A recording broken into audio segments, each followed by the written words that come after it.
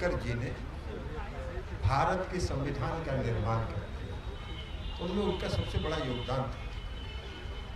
आज़ादी के बाद जो संविधान सभा बनी थी उसके अध्यक्ष थे बाबा साहब भीमराव अम्बेडकर, और उन्होंने भारत के संविधान का निर्माण किया था। और उस संविधान को आज हम लोग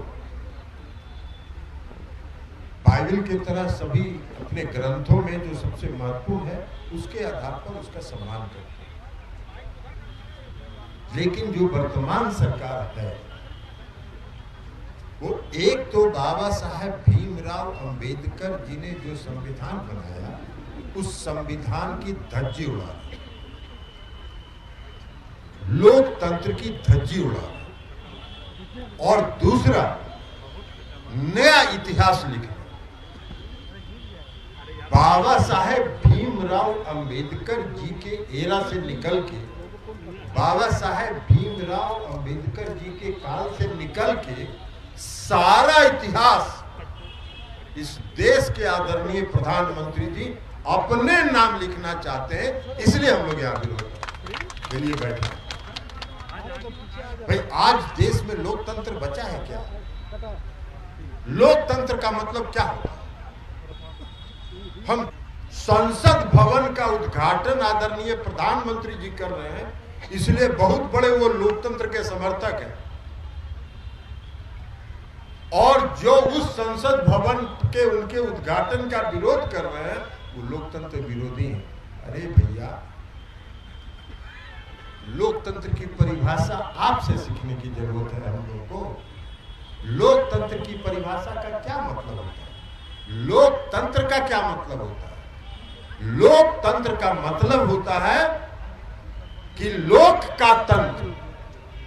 अब लोक का तंत्र मतलब, अभी तो सबसे बड़ा उदाहरण हम आपको दिल्ली का बता दें। क्या हुआ दिल्ली?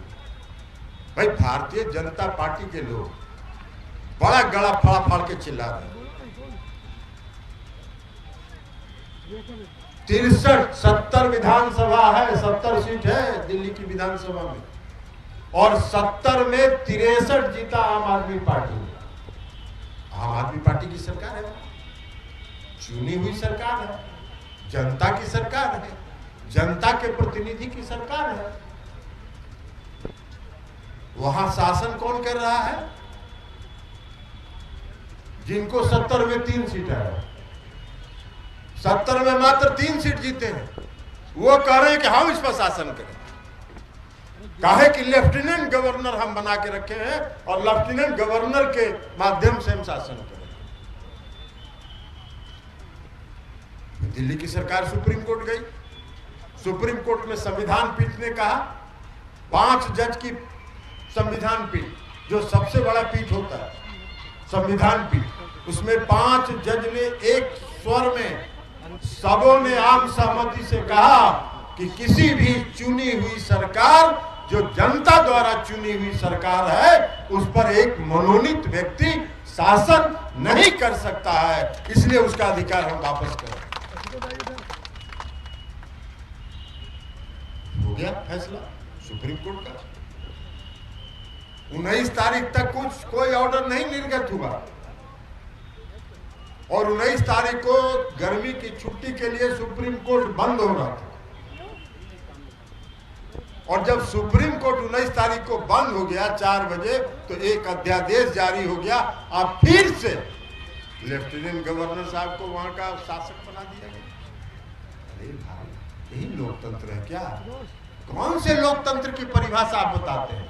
लोकतंत्र का मतलब यह नहीं होता है कि नरेंद्र मोदी और भारतीय जनता पार्टी के लोग जो परिभाषा तय करेंगे वह लोकतंत्र होगा।